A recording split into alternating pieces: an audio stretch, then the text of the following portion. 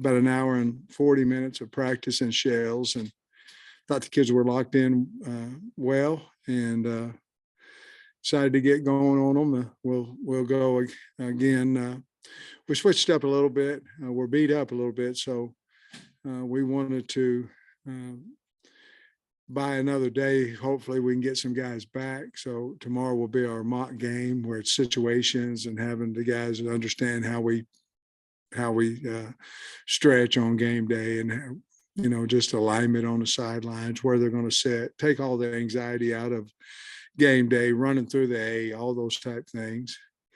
With that will be some situations like backed up punting, kickoff after a safety, things of that nature that we have to be prepared for as well, but not a lot of physicality at all tomorrow. And then that way we're going to come back Saturday in full pads on a Tuesday practice. So hopefully we can get some of the guys that are a little beat up, dinged up back by that time. Hey, Coach, you mentioned you got a few guys dinged up. Specifically, I guess Brady Latham and Jaden Hazelwood, guys that would be considered starters. What's their status right now? I really believe that both of them will be back. I don't know. I feel strongly that they'll be back for the game. I'm not positive. The day our goal would be to get them back no later than Monday. But of course, we just got to wait and see on that. But I really think Brady could probably practice right now. We're just trying to buy another 48 hours for him, to be honest with you. With Dominic coming back on Monday, he missed, I guess, 29 straight practices, but looked pretty good and seems to be moving, and came back the next day. So I guess no real swelling issue or anything. Is there a possibility for him in the first game? Man, I don't know. I mean, I really don't. I think at some point we're going to need to put him in versus scouts, let him get popped around a little bit. I don't see that happening until at least Monday. But if we can do that where he gets dinged, popped around a little bit and see how he feels. The great thing, he hadn't had swelling. He's been out there. He hadn't done a whole lot, but he's done full Indy and he hadn't had swelling on it. So hopefully it continued that way after today's practice, and hopefully we could get him out there, move him around a little bit on Monday. I don't know that, to be honest with you. I know you're hoping he's going to be ready to go for Cincinnati, but with Brady out right now, you're getting a look at Tykees at right guard, Limmer, I guess, over at left guard. How comfortable are you with that combination if you were have to deal with that? I mean, very. I told Coach Kennedy that this really has, anytime you have an injury, as long as it's not a season-ending injury, it should benefit somebody on the team. This one certainly has Tykees and Limmer. We played Limmer at center as well. Ricky was beat up for practice. So I think we'll end up being a better offensive line because of this. We certainly want Brady back, and we'll get him back. But it has benefited Tykees and Bo when Ricky went out. So if we played with those five guys and Brady couldn't come back, we'd be fine. We feel like we filled a really fine offensive line. It hurts your depth a little bit because now your number one depth player, who's Crawford, is starting. So it hurts that a little bit. Along those same lines, I guess we've seen Keytron in the slot some. Yeah. How do you think he's doing there? I mean, is it kind of just another example of trying to get your best three on the field at the same time? Yesterday was his first day at slot, and I pulled him aside and thought he did a really good job there. We had a meeting, just in case Hazelwood's not able to play. Who are our three top receivers and where do we need to put them to have the most success? And Keytron's probably played as much ball as any of them. And we know he knows that position. So I think we'll be fine there as well, but certainly we hope we get Hazelwood back.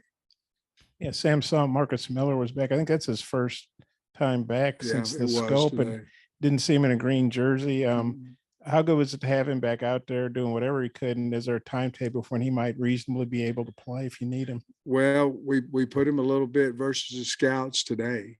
I didn't want to put him against the big, the 1-0 line or anybody like that. I didn't want that first day back, but I thought he looked pretty good. I think he's ready to go. I think he will be ready to go, and it's really good for him because Marcus had the knees before, and then last year I believe he got COVID and was out for a while, and he's had a little tough luck a little bit here, and then this knee deal happened this year, and but I think he worked his tail off to rehab, and it's good to see him back out there. I think he'll be able to play without any doubt on next Saturday.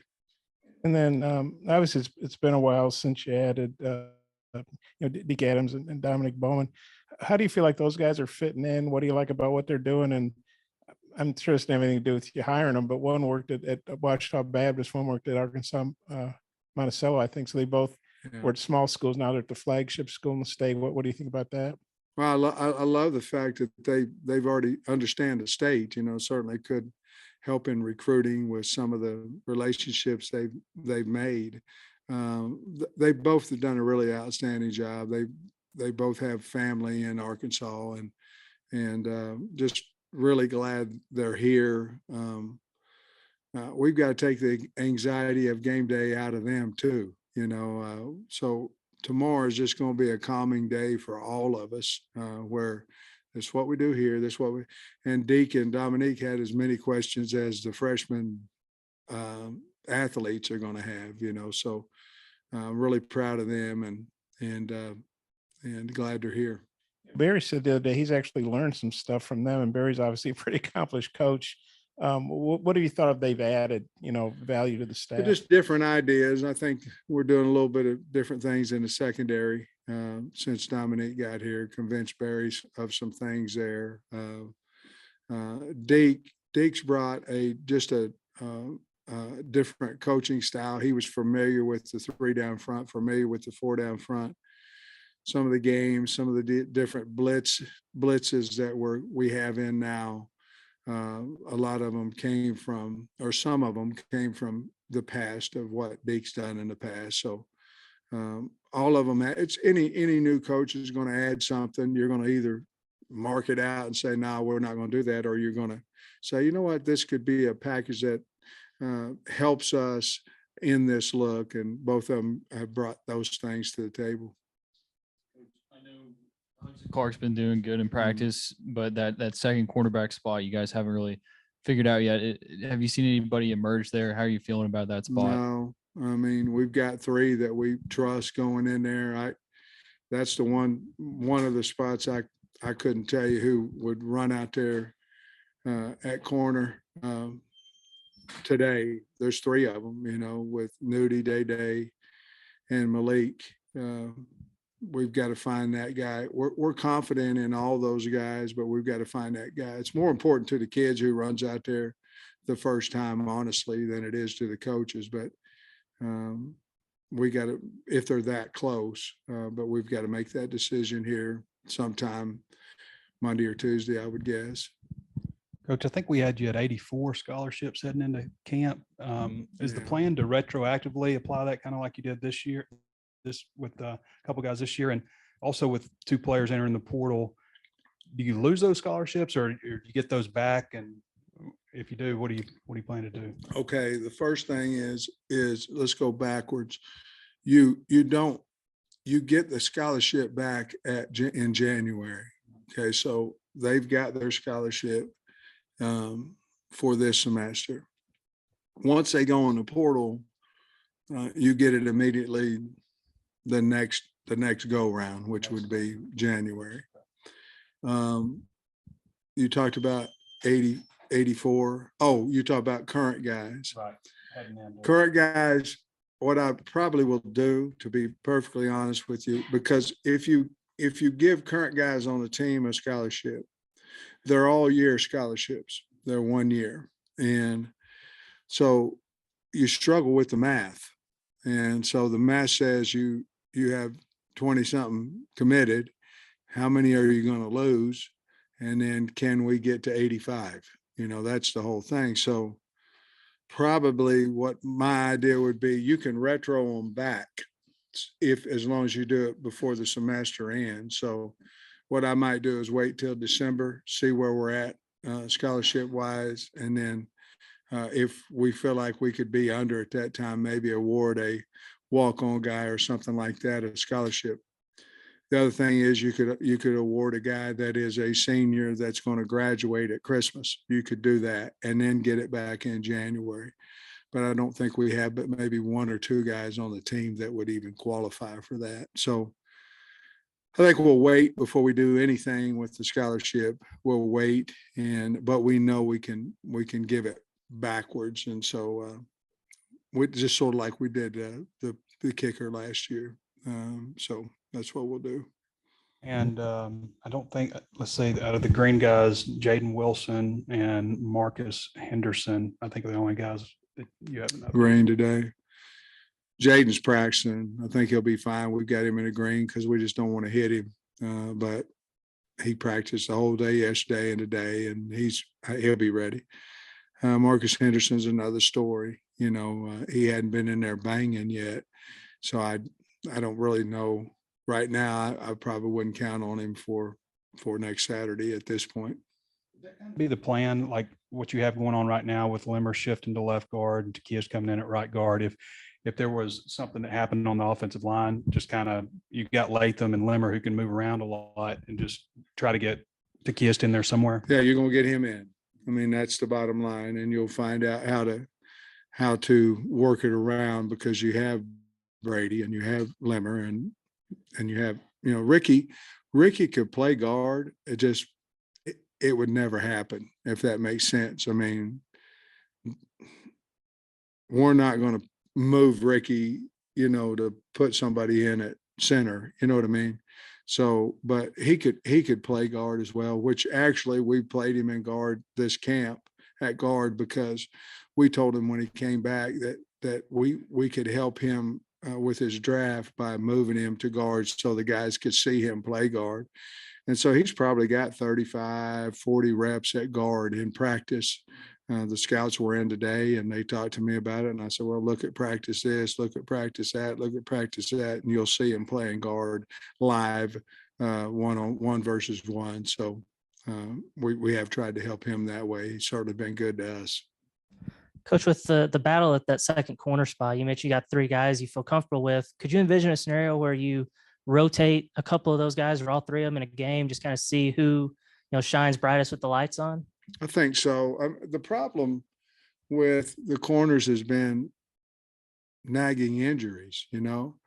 If we were healthy, you probably have a pretty good idea who's your top two corners, but we just haven't. None of them's been healthy, and growing pull here, hamstring here, quad here, just,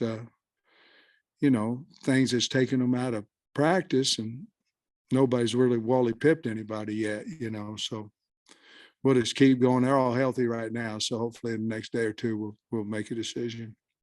And I know you just recently got into the Cincinnati prep, but I guess they haven't announced the starting quarterback yet. Do you have any thoughts on those two guys and how you go about they're both preparation? good players. One obviously maybe a little more athletic than the other. We'll prepare for both, but both of them can run, and both of them can throw. One of them just a little bit quicker than the other guy, but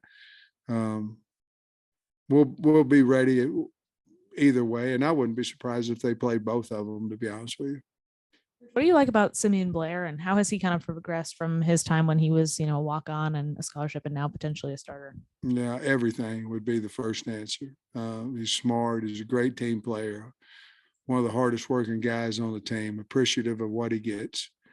I'm not a flashy when you offer a scholarship to a guy and do the video and all that. And I applaud those guys that are. I just know that the guy that's not getting one is feeling as bad as the guy getting one, is feeling good. So, but that was a special moment to be able to give him, he earned a scholarship, and then from then he's just taken off. I mean, he runs the ball. He's a leader over there. He'll hit you. You'd like to have a whole bunch of Blairs on your team. Hey, Sam, I think I probably know who they'd be, but have you definitely set your number one kickoff guy, your number one punter, your number one snapper? Yes. Could you tell us who they are? Or I thought you would tell me, and I just okay, said well, it. Yes. I think Little's going to kick off. I think Steid's your snapper. I think Bauer's your punter. But I mean, I don't know. Maybe. Firm for sure. It'll Yeah. be Bates or Little kicking off, and Little will be your field goal kicker, and punter. We're close, but we're not ready to say there on the punter, and Steiner. He'll be a snapper. And I know Crawford and Lewis, they obviously didn't seem to figure in the rotation, but you spent time, energy, money recruiting those guys. Now, a week before the opener, they go into the portal. I mean, how do you feel about that? And the fact guys leave so late, in the process. I feel like if they don't want to be here, they need to get in the portal, and I have no problem with it. If you don't like it at the University of Arkansas, you need to go someplace else, and that's what the portal's for. And we're not for everybody. I mean, you got to practice, and you got to, go to weights. You got to do, it's hard. If you don't like it, then that's who we are. We're not changing, and go in the portal. Would I like it to be earlier where we could keep our scholarship and all that kind of stuff? Absolutely, because the guys that are on the team are earning their scholarship, but that's the rules. But I really feel that way, and that's anybody. If we do our stuff the way we do it, and I think we're more than fair with kids and how we handle them, how we talk to them, and for whatever reason, whether it be depth chart, it's too hard. Whatever reason it may be, they choose to go in the portal. We wish them luck, and we'll help them. We're not for everybody, so that's how I feel about it. It's one more little off topic. I know I think you probably get along with all the coaches, but I know you and Courtney seem to really get along. I don't know if you knew, you're probably so engrossed in your prep, but she got a new contract today. I'm just wondering. She get a lot of money? I'll tell you afterwards. I said on camera, but I think it's sure through she 2030 or something like that. Huh? I think it's through 2030. I've been pretty good My extension. Lord, they didn't give me one. They thought I might be 6 foot under by that date. I might be. What you think about that? Love it. She got a new contract? Love it. She deserved, I don't know what it was. But when I was here the last time, their program was worse than our program when I got back. And then look what she's done. It's inspiration. It's an inspiration to all of us coaches. And she is the salt of there. She's a wonderful person. And I'm ecstatic for her, and really more importantly for the kids that she coaches, and that she's going to be here at Arkansas. She's great. Thanks, Coach. All right.